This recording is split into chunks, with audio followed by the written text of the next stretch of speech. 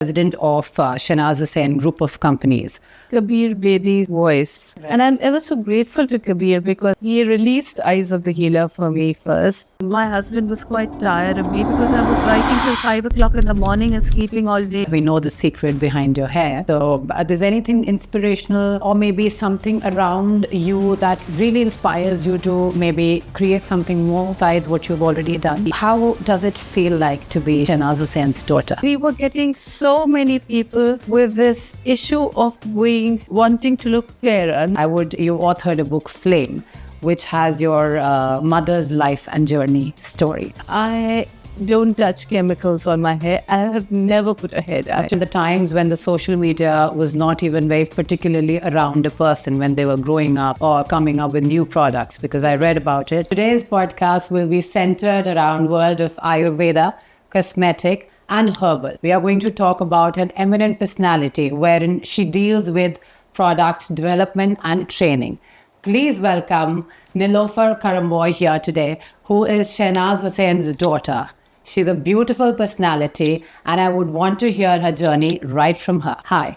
Hi. Thank you so much for taking out time and for being here on my podcast. It's wonderful to have you. Thank you so much for having me here. It's a nice opportunity. I've seen your podcast and thank you. I'm sure it'll be interesting. And I'm sure this is going to be very insightful for all the audiences and the viewers because the discussion is going to be very engaging and I'm sure they'll learn a lot of new things from this podcast today. I hope they do. Yeah. Learn something from my experience. Right. So you come from a very affluent legal background. While I was reading about you online and I garnered a lot of information about your father, about your grandfather.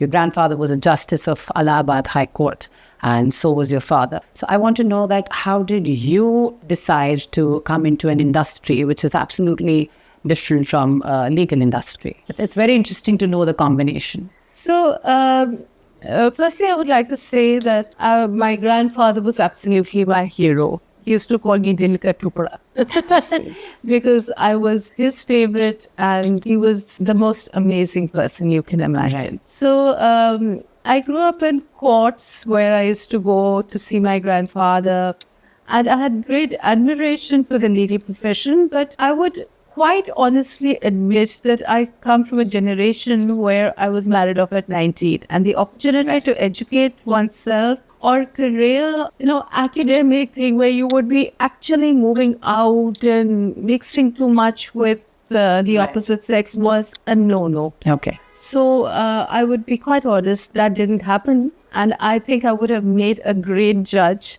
Right. I have that in me. I know that because my mother often says that she's just like my father. Yeah. When it comes to points of principle, she sticks to what she wants. Yeah. So, I think that's one of the things that I regret that I did not get that help. Okay. But I think law is such a thing which you could always, complete after you've done your BA or your degree. Yeah, but I think right now I'm too deep into Shanaz level, overseeing so much of its work and I have to see it through a very beautiful future. So I don't want to look at anything now. And that's true. So a little bit about your grandmother. She's commander-in-chief of the home. That's a good way to put it. That's true. I think mostly women are. So, how has your mother, Shanaz Hussain's legacy influenced your career choices? I think, like I said before, that my career choice was predestined. Right. When you're born to somebody whose destiny is very strong, that somehow I feel that your destiny gets entwined with them and can happen with children. I think my life has carried forward a lot on my mother's destiny. And I was 10 years old, as I said, when I started first working in the company, helping out in small things. And I just grew into it. So the legacy has been very good. It's been a wonderful legacy. It's a legacy I'm grateful to. But of course, it did not give me the opportunity to explore what else I could have done myself. So, this what if this had been a what if is something which is very fluid. Right. But, I could have been something else, but that I don't know. That's true, yeah. So now that you're the president of Shanaz Hussain Group of Companies, how do you balance your responsibilities towards your business and towards your personal life? I have always balanced my business and personal life, and one has to. There are evenings when I come back late and my husband is, waiting for me, and he's had dinner and gone to sleep. But I try and make sure that is very, very frequent. Right. And I think time management is very important. And that is where we in India, unfortunately, tend to get a little overwhelmed with work. You cannot, what are you working for? You're working to lead some kind of a life and, give yourself, the quality of life should improve with your work. Right. It shouldn't go down. Yes. It shouldn't go down. And your time should be managed, and you should be able to get up when you want to and put the limits. That's true. Yeah. And so another thing is, whether social work, social activities like going out in the evening or even business, you have to say no. It's like you're a lawyer, I know. Yeah. A very accomplished lawyer. And if you took every case that came, then maybe you would be overwhelmed. If you want to make a compromise, you may just take the cases that you want to. That's true, and say no to some so that you can lead a life. So that's the same. So you have set your priority. Oh, yes. You know where to say no. Oh, yes. I believe that if you don't draw the line in life, then There's no point just working around the bush and just working for hours and hours, which doesn't make any productive. No. That's true. I agree with you. So you're also known for your philanthropist, and personally you have organizations and NGOs. So you are at the front line of the business, and plus I see that you've gone strength to strength. You are the president of Shehnaz Hussain Group of Companies. Would you like to talk about that? I think Shehnaz Herbal is something that I was born to. True. Because I think my mother says she does not believe in destiny, but I believe in destiny. And I think it is some things are very entwined with your kismat, as they call it.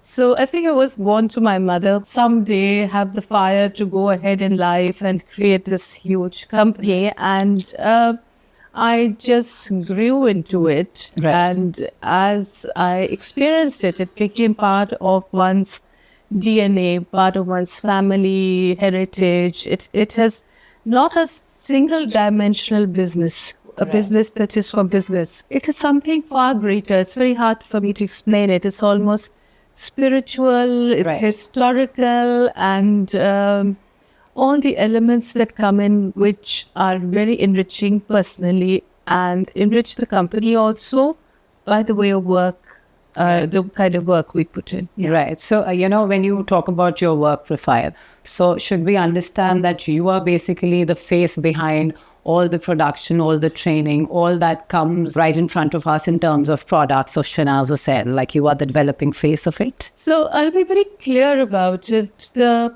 policy of the company is not to confuse the clientele. So there is just one face of the company, and that's my mother's. Right. And even in posterity, we plan to keep it so. Right. And but I have been, like I have written in a book I've written on her life, that I have walked the journey with her. So I am taking care of a lot of work. I have been through the entire process. Right. From the first Shehnaz Herbal creams that I label. Wonderful. After writing by hand and sticking them with scotch tape and, that sort of thing. But I think as far as the face of the company goes, it's my mother's. She's the pioneer. And I am definitely into every area, and very much so in local distribution, because that's a lifeline of the company. Yeah. Making sure that the products are available in maybe Kerala and small towns. Availability is very important. And my great interest is in research and development. No, lovely. How lovely. I think everybody in this country, and I'll say probably across the world, would know Shehnaz Hussain brand and the products, and there are so many users to it. There's no denial to that. And how beautifully you have participated in the production, in managing it, and probably promoting it. That I'm sure it has been a phenomenal journey for you.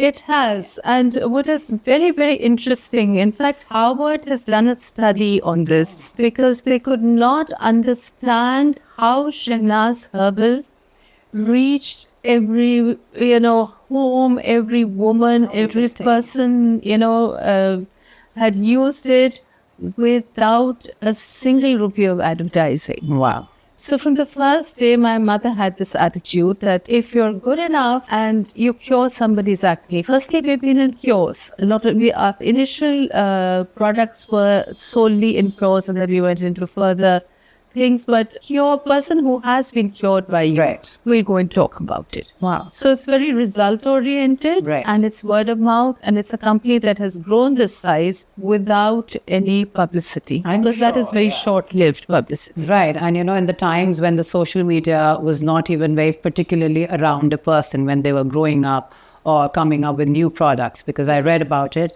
And in fact, there have been no critiques also about your mother's journey and about the products that people till date choose, which is very fascinating. You barely find such names, wherein people would want to resonate with, and your mother definitely being one of them. Yes, absolutely. There's one thing that I would like to say, that when you talk about the products still being so strong, is that the reason is the quality. I agree. We do not compromise on the quality. And believe me, when you have a jar of cream, Right. you don't know whether the oil in it is 10 rupees a kilo or 10,000 rupees a kilo.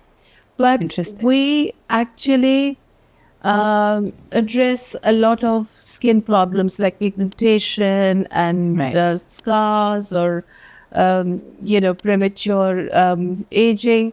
And the results have to show. So only when the ingredients are pure and effective do you see the results. And especially at a time when nobody else was doing that kind Yes. of product. Yeah, that's phenomenal. So your two ranges, which we'll talk about today, which is 24 karat gold and your pearl whitening, from those times when people did not even know about it. How did you come up with those two range, and what is the background behind it? So as I said, I have a great interest in R&D. Right. I just, every 6 months or 1 year, I start working on creating something new for the company, because people keep looking for something new and people's problems also keep changing. As far as 24 karat gold is concerned, I was at Foyle's bookshop in London, which is a huge department store of books, and I spotted a book on Ayurveda. It was a big tome of a book, so I took it out and started flicking through it. There was a chapter in that on Swarna. And what an unlikely place in London, in a bookshop at Foyle's, to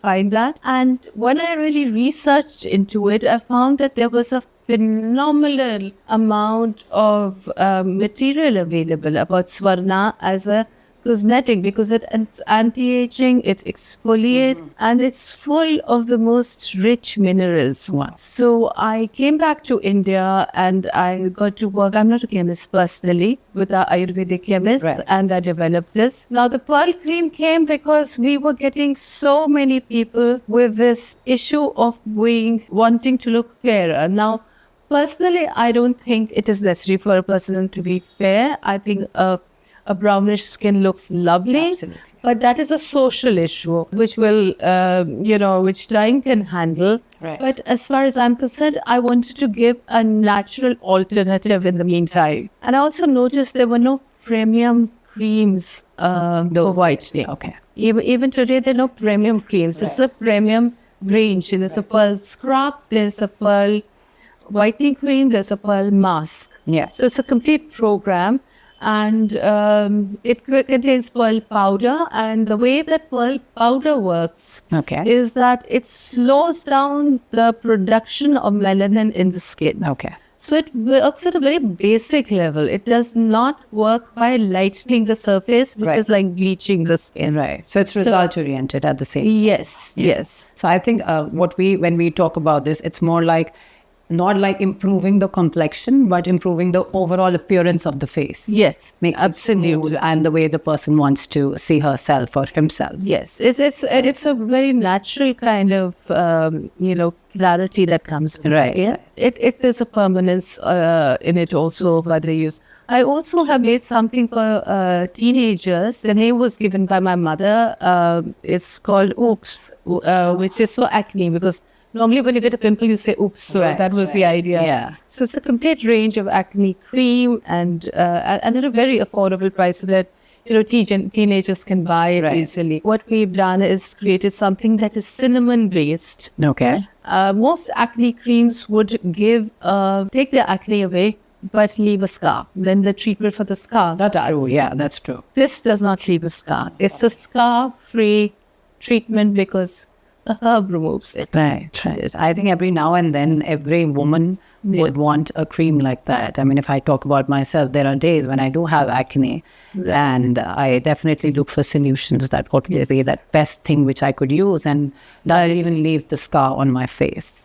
So when you speak about it, I think your vision, your mother's vision, is absolutely fantastic, because it somehow resonates with the society that people look for. Just as you rightly said, that you don't aim to have a whitening skin, but you want to align yourself with the sentiment of the women who look for such products. And give them option which is not, of course, harsh chemicals, because women have really damaged their skins using different kind of bleaches and all chemicals to lighten the skin. I agree with you. This is just a healthy option. So again, just coming back to, since we've spoken about your products and how you have participated in promoting your own brand.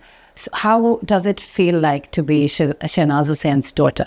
I've been asked this question so often. I was personally very curious on knowing this. Yes, I feel just like any girl would feel about their mother. And when I'm walking with her and people are asking for autographs, I'm standing on the side and saying, oh my God, and then get over mom and we can go shopping. So I have a very normal relationship. I'm absolutely in love with my mother. I adore her, but I can't say I'm in awe of her like, I'm looking at some celebrity. I can't think of her as a celebrity. Simply because I was born to her. That is different. No, and one that I see of you as well, because I see you working towards your own individualistic attitude, wherein you have worked on different projects and you've come a long way, a long journey. And now we'll eventually talk about your other avenues that you have discovered alongside. So, when I was asking you about the titles that so far you have talked about when it comes to your writing or how you have authored your books, honestly, it has been very interesting when I was going through and reading. Because for a person like me, if I have to pick up a movie or if I have to pick up a novel, a book, I have to be sure the title has it all. And trust me, when I was reading about your articles, when I was reading about your titles, each one of it was very special in its own way. And thank you so much. Most welcome. And it had a very deep meaning when you read about it. So I'm sure when it's going to come out, your other two books, they are going to completely love it with how you narrate your titles right now. Thank you so much. That's good to hear. Yeah. So here's a copy for you to read. How beautiful. I mean, it's spectacular when you look at the cover and the color combinations. It's just stunning. Both mother and daughter, they look so beautiful. Trust me, it's actually, I love the word flame and how beautiful, the gold is popping out of the cover page. So, you were very sensitive to pick on the titles, because Flame was a name that just came to me. My mother said, write a book on me, and I said, Flame. Yeah. And I didn't even have to think about it, because when I looked at her, that's how she looks. I mean, it has a very deep meaning, when you say that flame. It has to say this. I'm so excited to read this. I'm going to read the entire thing. Thank you so much. Yeah, thank you so much. So I think where work is concerned, we have to realize that life is a huge thing. You cannot keep yourself, in a circle where you're going to work, coming back, going to work. It can become very automatic and you start leading a robotic life. That's it. So it's very important to expand your life, to think, what else can I do with this time? Life is just this one opportunity you get. You don't ever get it again. Yeah. And you can't live it single-dimensionally. So I believe in living a multi-dimensional life, in maybe taking out sections of time, or days to do other things. That's true. And very often people never find out what they are capable of doing because they haven't paused to give themselves the time. Especially in this day and age, I think it's very important. That's fantastic. In fact, you sound like I was going through a novel, which is Most Misunderstood Prince. And Princess Diana was asked a question that, can you state a hobby of yours? And probably she could not really, recall because of her social life and because all the work that she would do. So it is interesting to know that an inspiring woman like you knows that where to put a stop and where your hobbies begin. What is that where you want to put your most important time to manage your personal life, your business, and of course your hobbies. Right. And that was nobody else but Prince Charles himself who had put that question to her. So I'm glad to hear that, your priorities are clear on business and your work-life plan.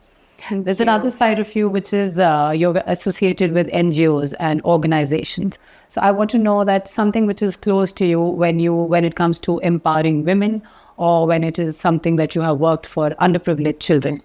So what is that particular thing which is very close to your heart that you have worked towards? So I think what I love working for is children, because they're very important. I think the older people, yes, I would love to help them as well. But children have that potential. You have the potential to change their lives. A young boy I educated, he went into hotel management because he had done very badly. Because a lot of them are don't have the opportunity to have expensive tutors, and they don't have the backing of their parents speaking to them in English. That's true. So I think then it's very important to give children that opportunity. And my initiation, I should say, into social work was done by the Dalai Lama's sister. Okay. She just walked into my office one day and she spoke to me, and I had never done social work before, and she said, will you get into this with me to train our students? So I started with teaching Tibetan students about 20 years ago, and because of her I got that expertise, or that inclination, or using my expertise in beauty for a larger good. And then now I'm doing a lot of NGOs. Wow, that's amazing. Yeah. So your zeal for children, your love for them actually put you in this work of commitment wherein you can change somebody's life. Yes, absolutely. They're young people. Right. And if you give them a career, it will help not only them, but the next generation. That's absolutely right. Yeah. So let's talk about your book. Yes. Now we're talking about my love.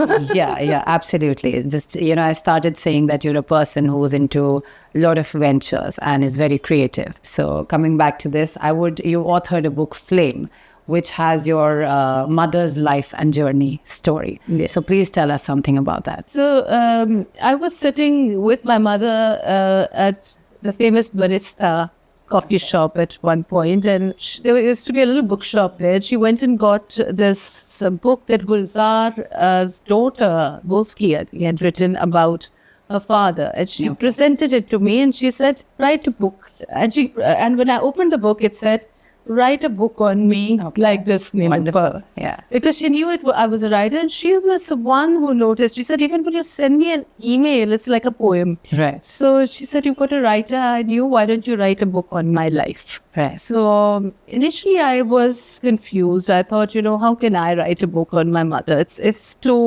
It'll be too single dimensional. But I was in Bhutan. I met the Queen of Bhutan, and I told her about this, and she said, you must write that book. And it was so wonderful that a lady like her should have convinced me. And I started writing that book, and it was like I could have written it in my sleep, because it was my life and her life entwined together. Right. And the book is, I think the last print run was in 50,000 copies have been printed already. Right. So it's been a bestseller, and it led to my next book, Eyes of the Healer. Yes, I read about that too. Yeah. So how does pursuit of, or you can say, I won't say exactly a transition, but then on one side, managing your business, on the other side, writing about books. I know it can go parallelly, but how did that dimension come in and, your journey begin to write and speak about it? And people here appreciate today about what you write. So I will tell you, I think my pursuit of beauty is fulfilling my mother's dream and adding my own to it. Very interesting. And this is something that I was born with, writing, because even when I was in very junior classes, I was always picked out as the writer. But I never got the opportunity to write, because I never got the time to write. Right. After a full day's work, no matter how much I talk about something like, it's COVID that gave me that time. 2 years we got locked in. That's true, yeah. And I hit the table with my computer, and I came out with 2 novels, and I sent it to Kanishka Gupta. He's known to be the 2 months later, he did, and he got me a 5-book contract with Rupa & Co. Wow. So my next release is a book called Tara, The Dream Chaser, which is going to be a wonderfully interesting book, and I hope everybody reads it. That's wonderful. And the one after that is Lady Chatterjee's Lover. Okay, so these are already in line. Your projects are in line, and you're still writing, or you have completed? No. Tara, The Dream Chaser is given to the publisher. Right. Lady Chatterjee is also given to the publisher. So when do we expect this out? So, I was telling them, bring them all out together, and they said, no, we don't do that. So I think 3 months from today, you'll see one book. Maybe 6 months after that, another. So you will see them every 6 months, because they need to space this out. But I've done my bit of the writing. Very interesting. And given it off, given it to the publishers. So amazing. So, and I want to write many, many more books. My dream is that I leave behind in this world at least 12 books. Right. And I'm sure, because the title itself sounds very different. So I'm sure there's a work of sentiment, there's a work of emotion, and that's how you pen down your thoughts. So, it's beautiful to know that... It's a very rich story. It's got a lot of characters, it's got a lot of depth. Right. And I hope it... I'm sure. So, it's very fascinating to know that on one side you're writing, the other side there's beauty, there's herbal, there's Ayurveda. How long does it take to write one book? And how long does it take to formalize a product, according to you? Like, just give a perspective to our viewers. So formalizing a product is just one part of it. After that, you have to decide on the packaging. You have to decide on the marketing. You have to decide on the pricing. It's a long process. Right. But in that, I have the whole company. I have the factory, I have the production managers, I have the Ayurvedic chemists, I have the marketing department, the art department. It's a lot of work, but there's a lot of backup. But in writing, you're all alone. It's the most solitary activity. That's true. Yeah. And in a way, it's the most beautiful activity, because when you don't have company a day, people are empty, they don't know what to do. I look for evenings when nobody's around and I can write. So writing, and also that I would like to say is that I have been on holidays and I had promised my book.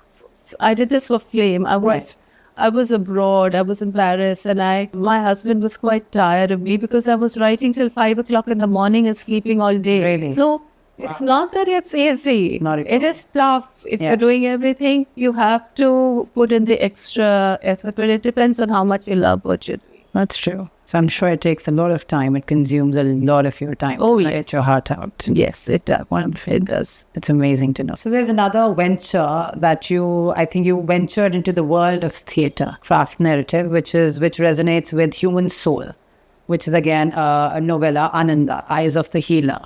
So just tell us something about that. So I wrote this book called Eyes of the Healer. I'm embarrassed to say it, I'm a very humble person.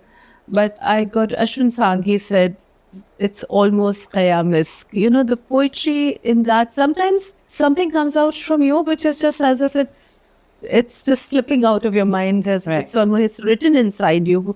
Maybe you came down from the universe, with it. So when I wrote Ananda, it was something that, it was called just Eyes of the Healer when I wrote it. And I left it with Muzaffar. And Muzaffar, if he doesn't like something, he will not even put a finger on it. Kabir Bey, personality he appears very, when you look at him, he probably appears like a very robust person. But now that you've said that, he's very He's very soft. He's a very soft-hearted person. He's a very gentle soul. He's married to a lovely girl. He's, of course, married somebody, I know her quite well. She's probably your age. Oh, okay.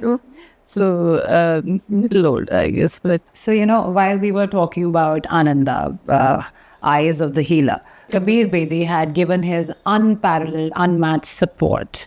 So would you like to tell us about that as well? Before I decided to make Ananda, Eyes of the Healer into a production, I had thought of just putting the voice on onto Spotify or something like that, and just have an audio book. Right. So that was my idea, and I contacted Kabir, and he agreed, and I went down to Bombay because he shoots only in one particular studio. Right.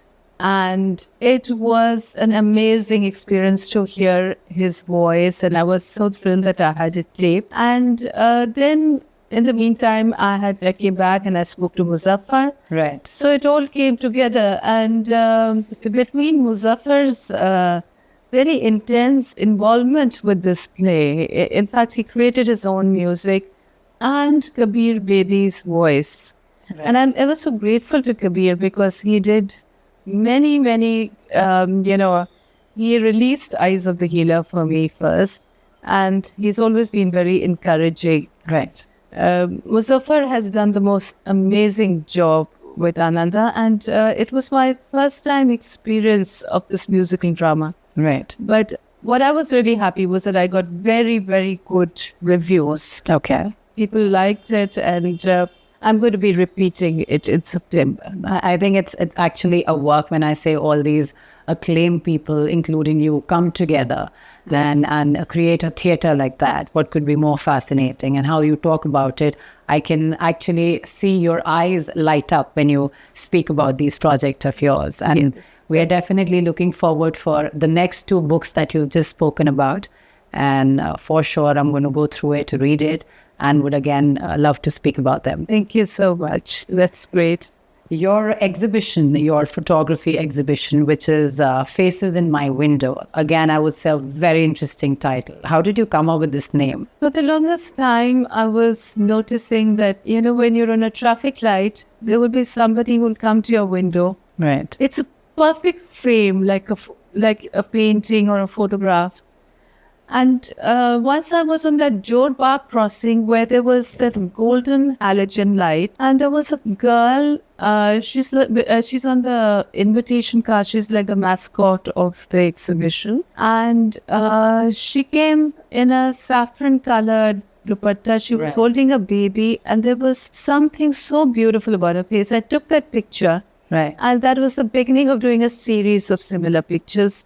And I think it's very important in an exhibition like this because there are people that you don't look at. And a lot of people who came to my exhibition, they said now when we go to a stop at a traffic light, it reminds them of somebody comes to my window, we see them completely differently. Right. Because under every picture I wrote something about them, about what I saw in them. Right. And while you speak about it, I can literally picturize that in my imagination when you talk about it. So I'm sure when the exhibition was put up, it must have been really fascinating for people to view that. It was nice. It was wonderful. I think you have spoken about your new contract book, taken a sneak peek of what's your next project. Yes. And you spoke about those two books. Absolutely. So, okay. Coming back to all that you have spoken about, your Ayurveda, your writing skills, to authoring your book, which of course has your mother's life and alongside you. And then we talk about your exhibition, which I'm sure must have been fascinating for a lot of people. A little bit, if I want to know the secret behind your beautiful maid, yours and your mother. Okay, so I'll tell you, for both of us, it's not just what you do, it's what you don't do.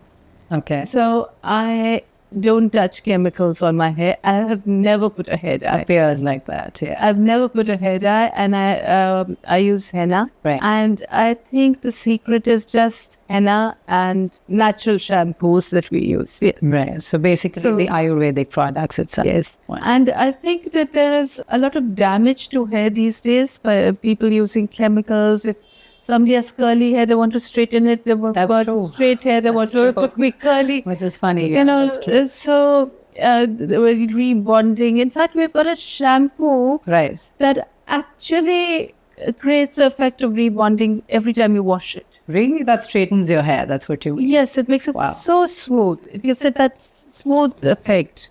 That's lovely. So there are options, and I feel that as long as you get the result that you want, why would you go in for a chemical? Right. So I think hair dyes do a lot of damage, and every time you apply henna and come out, you feel, you get a sense of walking around with happy hair. That's true, yeah. No, that's fantastic that your vision to not only create things for skin, but you've also cultivated your efforts towards hair, towards beauty, towards cosmetic, and then clubbing all of it together for the masses is definitely, applaudable, I would say.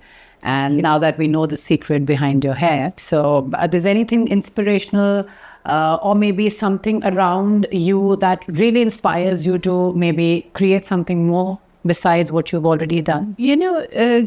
Creating new things is something that comes with seeing people's need. And what I have just created is something that very, very required today. It is like a single tube in which you don't have to use your moisturizer, your sunblock, and I think people are in a hurry.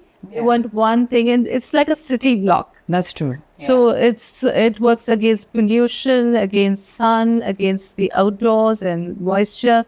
So that's the kind of thing that I visualized and just have produced it. Wonderful. So that one thing which works on so many different aspects. Yes, it's called a BB cream. So when you apply it on your face, you're good to go for the day. Wow. I don't know about others, but you've sort of, sorted my confusion. I would always look for a thing like that. And when you said BB, so instantly there was a click in my mind. Wow, I've got it. So I think I'm going to try that cream for sure. Good. I'm glad.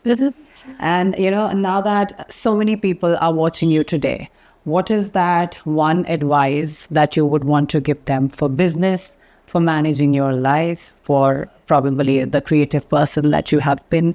What is there that they can take from you and get inspired? I don't know how many of you are aware of the concept of Ikigai, which is a Japanese concept to find your reason to, get up in the morning and run. So if you have, unlike me, if you're not into a legacy, if you can first spend time identifying what you love.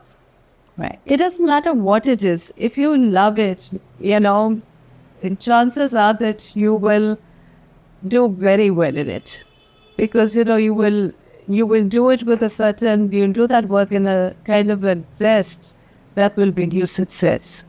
And if it doesn't work out, anything you start in life, if it doesn't work out the first time, it doesn't matter. You can try again, because life is all about experimenting. That's true. There are no full stops. You have to keep going and finding new avenues. So all the best.